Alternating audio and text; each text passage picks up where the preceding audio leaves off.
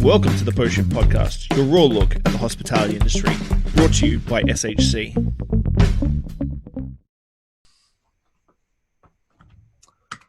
Hi, so thanks everybody for showing up today. It's been, I know it's been very difficult during this time to have online meetings and no in-person seminars and sessions and stuff like that. So today we're talking about how to use the bar industry for creating better spirits. This one is a difficult one sometimes for a lot of distillers because distilleries, wineries, breweries, they always sort of tend to stick in their little bubble of people around them. And the bar industry sort of is just a connection. Same thing with retailers, liquor stores. It's just sort of a connection to what the distillery does. But I try and fold in the bar industry because I do believe that a lot of bartenders in a lot of regions are going to show exactly what you can really do to up your game when it comes to spirit development, especially if you're a brand new distillery. So how can I talk about this? I've been an industry professional for 22 years. I would call myself a hospitality entrepreneur. I have multiple companies that focus solely on the hospitality industry and the distilling, brewery, and winery industry. So everything from restaurant and bar development and design. I opened up 3 venues in Singapore last year, all the way through to branding and logo design. I have a company for that. Online media marketing. I launched that during COVID, which is doing very well. Along with, I have my own distribution agency, which actually distributes craft spirits here in BC. So that's where I'm based. I'm based in Victoria, BC, where we have upwards of 80 distilleries in the province, it's getting kind of insane here, actually, to be honest with you. I've opened multiple restaurants across the country and across the world. I'm writing my 3rd and 4th book right now, which seems silly, but my 3rd book is a craft spirit cocktail book for BC here, as well as my 2nd edition of my book that I launched last year called Great Northern Cocktails, which is a cocktail book for the whole entire country. But the big thing, the big flag for me that really ties in for what you need to know is that I've helped develop 5 different spirits here in BC over the last 6 years. So if you're familiar with BC craft distilleries, I've helped develop Stump Gin with Phillips. Then I went on to create an Akavit, which became a massive award winner for Sheringham Distillery. I've done a Amaro with Legends up on Naramata. I've also done a blackberry gin with Steelhead Distillery here on the island, which won a big Canadian's best flavored gin last year at the World Gin Awards. And finally, next year we'll be launching a Canadian style Solera brandy, which really ties in a lot of it because this one was very specific and very different. But I've done 5 spirits with a couple more coming down the pipeline fairly shortly that I'm sort of working on right now. So a quick overview, I do believe that utilizing the industry not only helps you create better spirits, but that a thought out, marketable, mixable builds an industry following even before you launch a product. I feel a lot of distilleries get into it, think they're going to make a great gin, and then they put it out and everybody's like, nah, it's another gin in the same market. Especially here in BC, I know that craft distilling across the country, US and Canada, is absolutely ridiculous right now. There are so many distilleries across the whole entire continent that how does your product sit differently in the market? And I think that bartenders in the bar industry can sort of give you some insights into that, which a lot of people sort of negate. So these are the 3 steps we're sort of going to talk about today: research, development, and testing.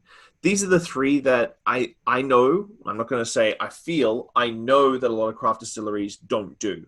A lot of craft distilleries don't go out and do all these steps in sequence and put out a great product straight away. I have had a number of distilleries over the years put out a product and then 3 months later recall it to put out a better product because they've done more research. So these are the 3 main steps that I go through. So I'm going to give you a full-on, transparent, pull the curtains back, look on when I get hired to develop spirits, how I do it. Now, before we go a little bit further, I don't distill anything. I'm not a distiller. I haven't been trained as a distiller. I understand the concept and the process of distilling, but I work with distillers to pull flavors and pull the final product out of what we're trying to create. So I know it seems like a bit of a faux job, I suppose, but not being a distiller, but being that R&D expert is where my job comes into play. So this is the 3 steps that I see for research. Category decision. Now, this is an easy one. Are you going to be a gin? Are you making a vodka? Are you doing this? Sub-style. And then basic recipe development. Now, when you break it down like that, so you're going to be gin. There's about 6 or 7 different styles of gin in the world, but I picked out the 4 that most people know. Are you going to be a classic London Dry? Are you going to be a New Western? Are you going to be a Geneva, which is a Dutch-style gin?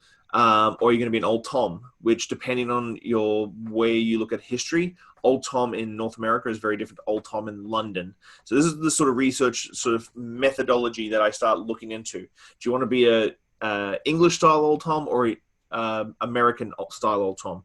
The big difference just for Old Tom, I'm just going to get into Old Tom on this slide, is English Old Tom is not barrel aged, whereas a lot of Old Toms in North America have got some barrel aging. The story behind that is that when they shipped Old Tom from the old world to the new world, it would be put into an Irish whiskey barrel or a whiskey barrel and sent on a ship for months at a time, and it would show up here on our shores of North America barrel aged. It would still have that slight sweetness that you get from a London style Old Tom, but it would have a barrel aging. So there is disputes of whether or not the Martinez cocktail, which we're going to get into cocktails later on, was actually a barrel aged Old Tom or just a classic style London Old Tom. It's when you start getting into these rabbit holes, these are the sort of rabbit holes that when you start developing a recipe, you need to sort of look at. So juniper forward, sweetened, malt forward, barrel aged, navy strength. These are all the basic recipe developments that I work with distillers, trying to figure out exactly what you want to define. So this is the overarching proposal. When it comes to this first step of creating a spirit, is if you can't lay out what this product is on the back of a napkin, then you need to rethink your product. Now, this is a big thing. And I'm going to be very blunt a couple of times in this seminar. If you're setting out to set up a product, please do your research on what macro brands are out there. What is popular? What sells a lot? Do you like a certain style of product that you want to sort of mimic and make a craft version? And the Legends Naramaro is actually a take on a Mepicon, which you can't get in Canada or in the US. And so it's a very obscure French Amaro that goes into a Brooklyn cocktail. So my goal with that project was to actually set out and create a Mepicon variation. So when I do these sort of projects, I start off by doing a big macro umbrella and go, okay, so you want to do a gin. Fantastic. Like that last slide. You want to do a gin. What style of gin? Do you want to do a classic dry gin? Now, let's keep in mind Tanqueray only has 4 botanicals. A lot of modern day gins have 30, 50, 60, 70 botanicals. You want to do a gin. What style of gin? And so what I try and do is do an overarching what you want to do down to a very big point. So when we did the Naramaro, they were like, I would really love to do an Amaro. Amaros are quite big here in BC. I want to do an Amaro. What should we do? So I started off with Amaro, and then I sort of did my research on what was being made in BC, what was available in BC, and sort of started breaking it down. And then we went down to do a tasting, and we got sort of the middle of that little bubble. We did a big tasting at the distillery, and I brought, I think, 14 to 15 different Amaros and Amirs from France, Italy, from BC. We tasted through all of them, and bit by bit by bit by bit, we tasted through all of them, and we eventually got to a point. And I was like, at the end of the day, in my head, what I was sort of pitching was to make this a Mepicon style. So China or Kina, depending on what you call it, from Jafard, and a Mepicon. So we went through all these Amaros, and then we got to this. So I brought it down to a point. And this is the way you should look at all your spirit development, is that you should bring it down to a point and go, okay, what exactly are we going to make? And this is the big thing. But again, it needs to be back on a napkin. The reason why you need to be able to put the description of your product on the back of a napkin is because you need to be able to pitch that to distributors. You need to be able to pitch that to retail. You need to be able to pitch that to on premise.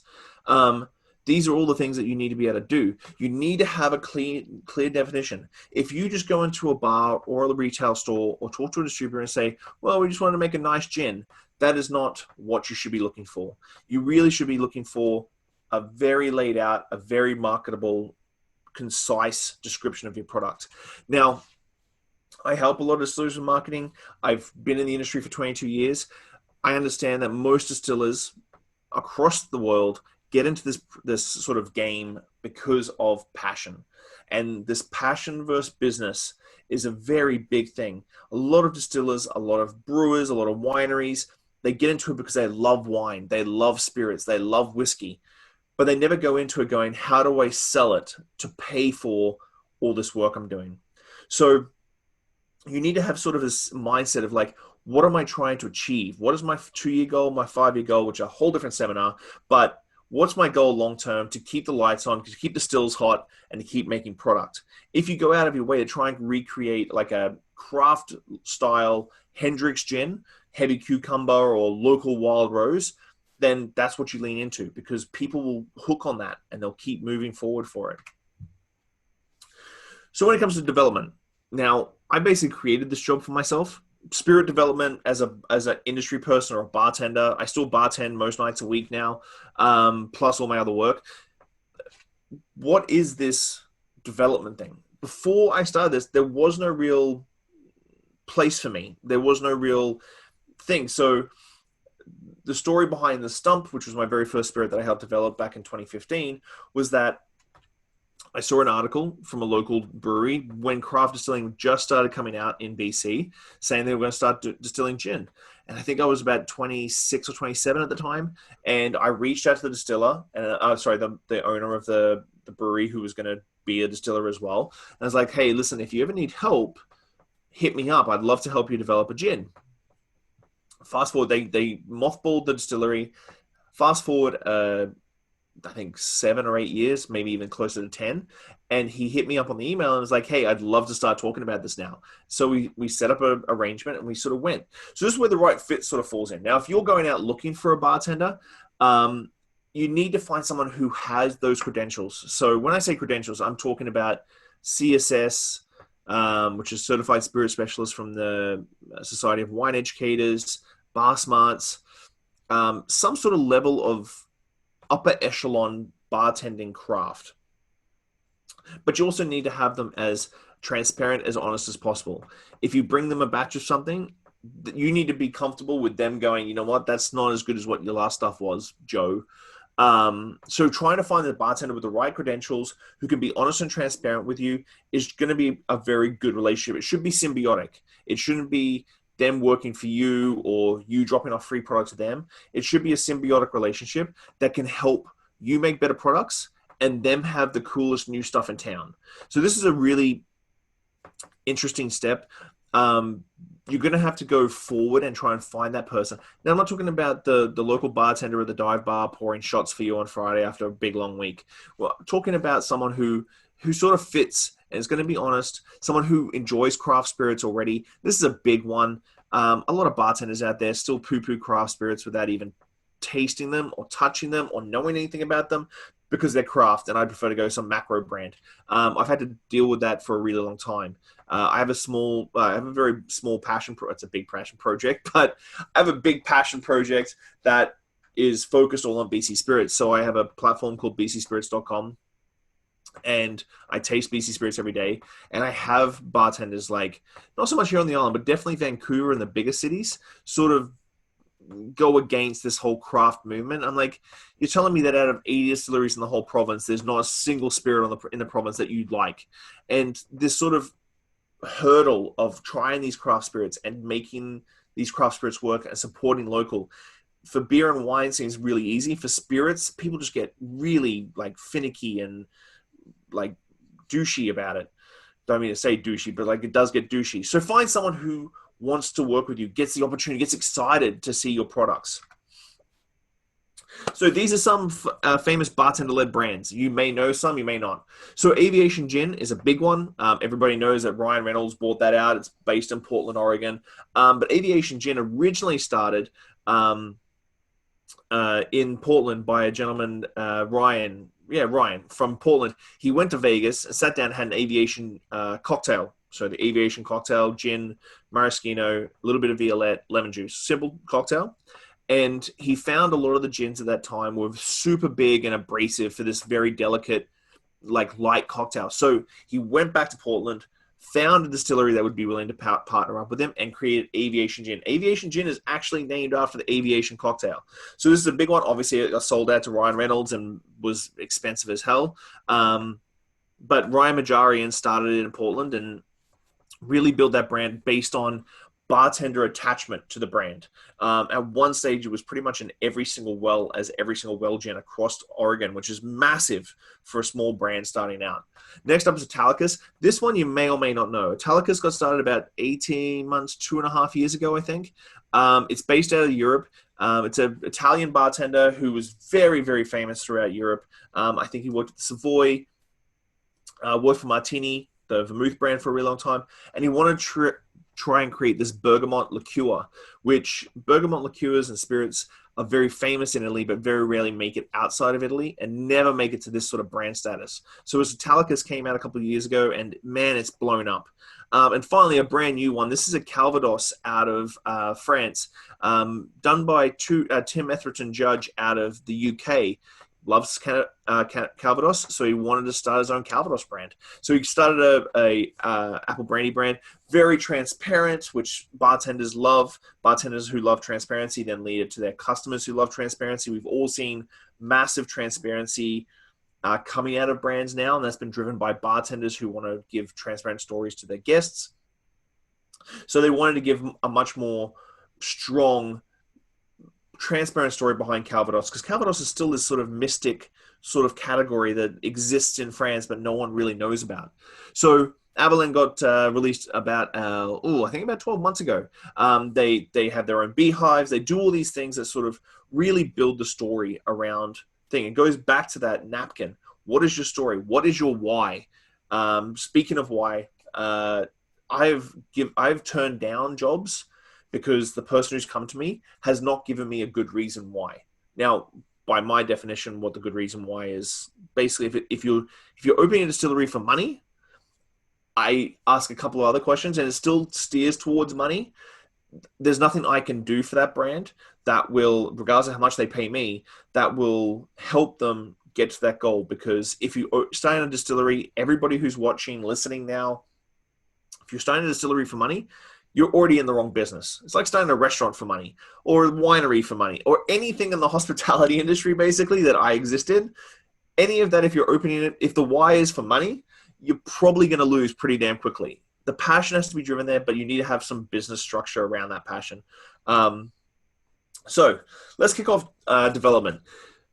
Now, this is a big one for me because I feel that a lot of distilleries make these batches, sit around with their friends on a Friday tasting, and what happens is that you get friends and family giving you information, giving you feedback, and you're like, okay, well, that's great, but it's friends and family. They don't want to hurt your feelings.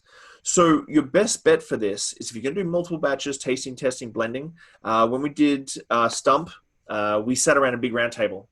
I had a sommelier, a couple of high-level bartenders, a beer guy, and just one person who I trusted as a knowledgeable customer. So a knowledgeable client who doesn't bartend, isn't in the industry, they're in government, and we all sat around as a round table and tasted through these batches and all talked about it, wrote down notes.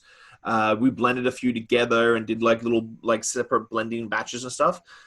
But having this transparent, honest roundtable led us towards how the packaging was going to look, how it tasted, cocktail development. It sort of was the baseline. And it's this baseline that gives you real transparent. I've tasted products and I've been bought products that distilleries have obviously tasted with friends that give them positive reinforcement, don't want to say anything bad, don't want to say anything negative or constructive. And the product comes out and you're just like, am I going to buy this again? Or a couple of times, the development stage, and they haven't got their processes down to make a product 100% how they want it. And I've had a number, I'm going to say probably 4 to 5 distilleries come in a couple of months later and replace my shelf stock with new stock because it tastes better. And so it's this development stage. Now, this development stage shouldn't be rushed. It should take time. Paced, that's the thing. And that last step, not being afraid to going back to zero. not going like throwing out the book and starting all over again. This is a big thing. This is when you're very passionate and you're driven and you're focused on what you want to make. It's always very difficult to stop, completely scrap it, and then come back. And this is a big thing that I think this is in general life. Like this is general business, general everything, is to sort of take all those steps and go, this is not working. I need to move. I need to push it back. So testing, this is where everybody starts messing up, I think. This is something that I pride myself that this is the reason why I get the jobs I get, because I believe that these sort of three little buckets around testing is why the products that I've helped create have become award winners, have become industry standards, have become industry favorites, have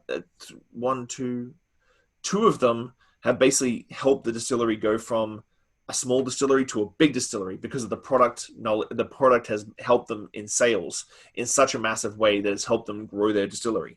So mixability. Now, a lot of distilleries, which I've tasted gins and amaros and vermouths and so on and so forth, this is one thing that they seem to not think about. When you taste gin by itself, you can taste gin by itself. It's great by itself. But when you taste it by itself, can you then transform that into a cocktail? So picking a classic. So when I did the Legends Naramaro, I picked the Brooklyn. It's a classic Brooklyn. So rye, dry vermouth, maraschino, and Naramaro or Mepican. So that's what I sort of worked on with that, is that I went to 6 or 7 different bars. I had 3 batches with me. 3 batches, 6, 7 bars. Let's do a number of cocktails. Brooklyn was the big focus. So if you're doing a gin, let's go with like a white lady. So gin, sugar, lemon juice, shake it, strain it. Very simple. Taste some batches with that cocktail. See how each one changes. Because if you've got 4 batches, one's got higher cardamom or one's got more star anise. When you mix it, when it becomes a product that people want to use, then you start really seeing how that flavor stretches out in cocktails. And I've tasted gins that taste great by themselves, but mix them with tonic, it doesn't taste great. The cardamom really comes out. It's just a massive cardamom bomb. So you can sort of see like, okay, well, you didn't mix this with like 3 or 4 different tonics. You've got a gin, which traditionally goes with tonic, and now the gin is really boisterous in a way that's not very palatable. You're not getting complex botanicals. You're just getting cardamom. And then juniper sort of comes and shows its face. So think of these sort of 3 things as like picking a classic, something that is your spirit forward, whether it be whiskey, rye, rye whiskey, Scotch single malt whiskey, gins, Genevas, so many categories, vodka, like big one for vodka. If you're trying to make a clean vodka and you got a super malty to distill it down enough, or you wanted that sort of malty base, mix it with soda and lime. Does it still taste good? Does it taste good to a regular Joe at a bar, which I've done sort of secretive customer feedback sort of things. A bunch of people sit at the bar, I'll sit at the bar, give the product to the bartender, no label, no nothing. Let the bartender try it, like make a few cocktails, let people taste it, see what their feedback is. Basically doing a focus group completely subconsciously in a bar on a Friday night and seeing how people see it. Like, this is the big one. Like, if your gin doesn't go well in a gin and tonic, you've got a problem. Gin that doesn't go well in gin and tonic, there's a massive issue. So really have to think about your mixability. And again, this comes back to like family and friends are great, but you really need to make sure that the people who you're sort of throwing these ideas out to can give you constructive criticism and you can take it. Like if someone says, yeah, I'm not feeling this, you should be able to go, okay, how can I make it better? Because it's going to cost you money down the track. So industry engagement is another one, big one. When you tie in this bar industry into your production of products. So industry always gets excited for something special that no one else has. They love to be privy to something that no one's having or tasting before or trying or making cocktails from. You use that industry knowledge to help your brand. Everything down to bottle design. Like, can your bottle fit on the back bar? Big one that a lot of bartenders really, really hate is those big flap. Woodford has got them. Woodford's got a big enough customer base, but when Collingwood, if you saw Collingwood out, it looked like a big cologne bottle. Everybody hated that because it takes up so much square space on the back bar. Is that going to stop your product getting listed? Does it have no neck? So you've got a $30, well, in BC, a $30 product that should be going for the well, but it's got no neck that you can like pick up. I got a bottle right here. Like, does it have no neck that you can pick up and pour? So there's these little things that the industry can really help. Like a bottle on the shelf can look fantastic. This is obviously the Blackberry Gin from Steelhead. Bottle on the shelf looks fantastic. The branding's fantastic. If this was on the shelf, it'd be great. But if you're trying to pitch this as a well product or a product that a bartender is going to use on a regular basis, is it usable? Can you put a pour spout on that and pour it? Obviously, this one can. But these are big things that you sort of got to really think about, because we get caught in. Same thing with restaurant development and that. We get caught in our little bubble. We get like focused on exactly what we want without thinking what the consumer wants. And the consumer sets the tone for everything you do. Other good thing with industry engagement is that you automatically get cocktail creation. You're getting bartenders like riffing. You got bartenders going, oh yeah, you know that Blackberry Gin is fantastic. We should do that in a Pim's cup. And then all of a sudden you've got 5, 6, 7 cocktails before you even launch. You've got a nice little cocktail program before you even launch, and all you've had to do is give some bartenders some free bottles, let them give their feedback on it, the whole shebang. And then brand awareness. This sort of goes back to the first 2 steps. Pre-launch excitement, people are getting that buzz. They're like, oh, I really want to try that. And in guest engagement is that if these bartenders are making cocktails and they pull out a bottle that hasn't got a label, and they're like, oh yeah, it's this special one that's going to be launched in the next couple of weeks. You really got to try it from this local distillery. You're getting that connection. Now, a lot of big brands in specific, like the money isn't in on premise. Like when you sell stuff, you rarely make. It's not about the on-premise licensees. The on-premise is sort of your showcase, and your retail, your liquor stores, is where the money's really made. But bartenders can lead and sway that so much that you can really get fantastic retail sales out of really backing the on-premise community. So this is a really big thing that a lot of small craft distilleries don't do. If you're not supporting your bartenders and helping them, you're not going to maximize your retail sales where all the money is. So this is going back to the final thing. You've got testing, you're about to launch, the 3 M's. Now I call it the 3 M's, but it's the Maker's Mark method, and amazing bourbon. One of my favorite bourbons of all time. But something I learned a long time ago is that Maker's Mark have a vault with bottles and bottles of what they see as the epitome of what Maker's Mark should taste like. Now, you should always keep the bottles. If you go through all this rigmarole on the bartender with industry, with guests and focus groups and all this sort of stuff, you should keep a couple of bottles of that batch that can get pulled out at regular basis to be tasted along new batches. Now, why is this important? Craft spirits, we sort of feel the land, especially if you're a craft distillery here in BC, you always get grain from the province. Botanicals coming from all over the world. Usually aren't all automated and like spectrographs and all sorts of stuff. It's all by hand, smell, rubbing botanicals between your nose and smelling it. It's all about that. So botanicals change. Different seasons, global warming. Juniper season was bad because it rained heavy just before picking, and that bloats up the berries. All these things are very, very important. So always having those bottles back in storage to always realign your flavor profiles is a really important thing. The last thing you want is someone to be really backing your brand, and then 6-12 months later, the brand flavor profile changes just slightly, but it changes in cocktails, it changes in the tonics, it changes in all those sort of things.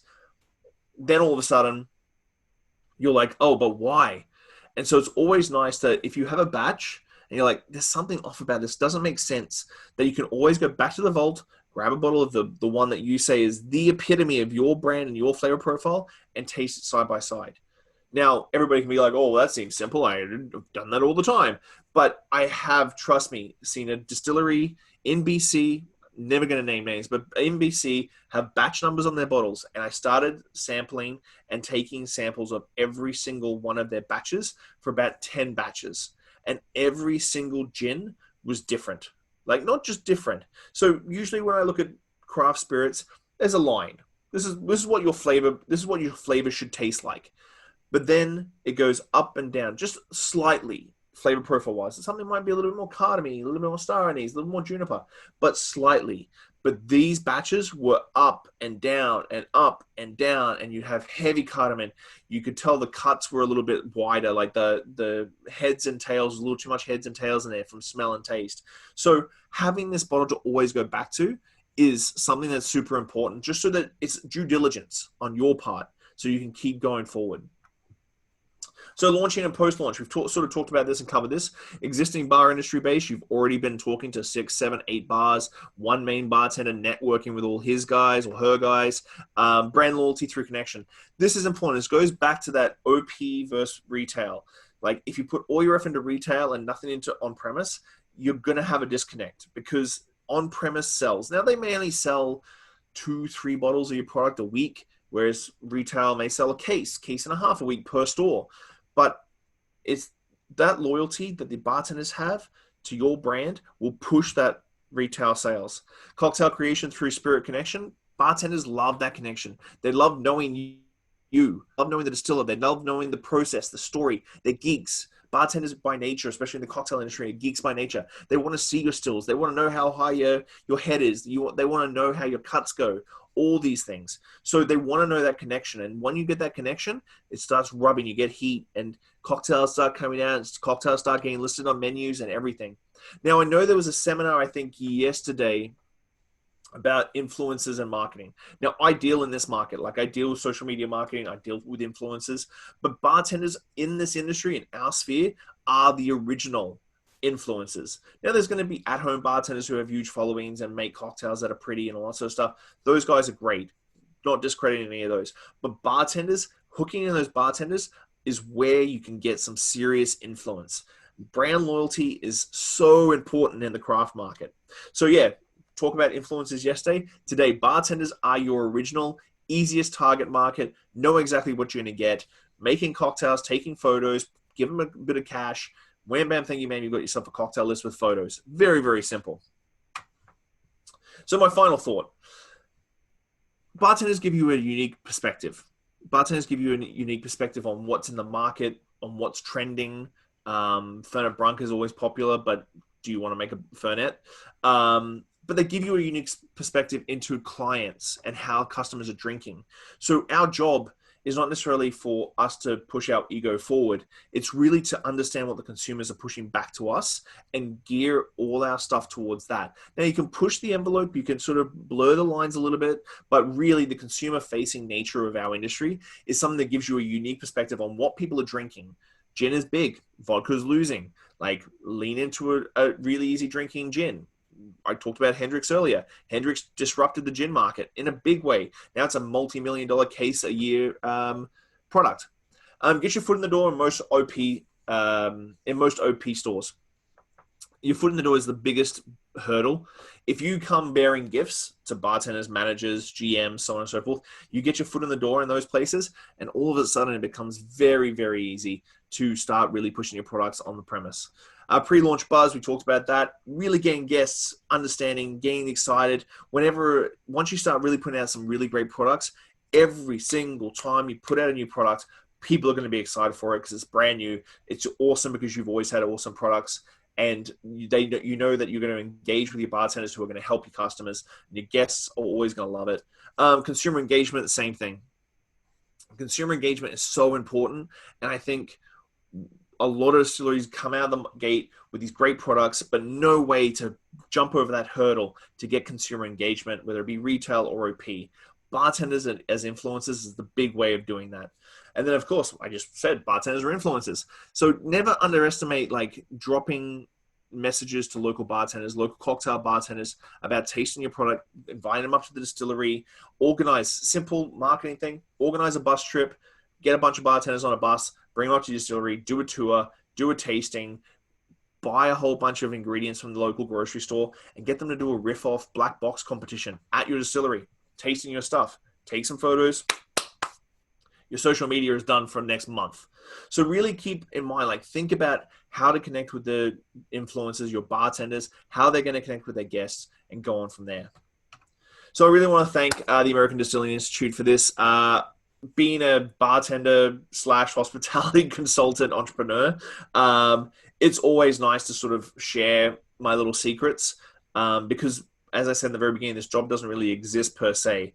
But being lucky enough to sort of have created a job and sort of pushed for it and developing new spirits and developing new things is really kind of cool. But I know I don't fit in the standardized box of people who are going to be speaking at the American Distillers Institute. So I really want to thank the American ADI and all the team for this, because I know it's been difficult for you. Really hoped I was going to be in New Orleans because I love that city to do this seminar. But yeah, thank you so much. And so there's all my details. You can go check out my website, my email's there, my phone number's there. bcspirits.com, as I said, was my tourism platform. If you can see over my right shoulder, I have a whole schwackload of BC Spirits here. I think about 350 different variations of BC Spirits. So if you have any questions or you want to see this deck or anything, I can share the deck in PDF form so you can take a look at it and sort of get your notes off it. Drop me a text message, WhatsApp, whatever form you really need to. But thank you so much. I hope this helped you. I really do think that a lot of craft distilleries don't use the bartending industry as well as they should. So thank you very much. Have a good day, guys. Thanks for listening, Pose Shifters. I hope you enjoyed that episode. I really enjoy sitting down with friends and peers and just chatting about the industry and getting down to the nuts and bolts of what's really going on out there. Make sure you like, subscribe, comment, everything on all the platforms. Just hit it up and I'll do my best to answer any queries or questions you have. I'll see you next week, guys. Bye.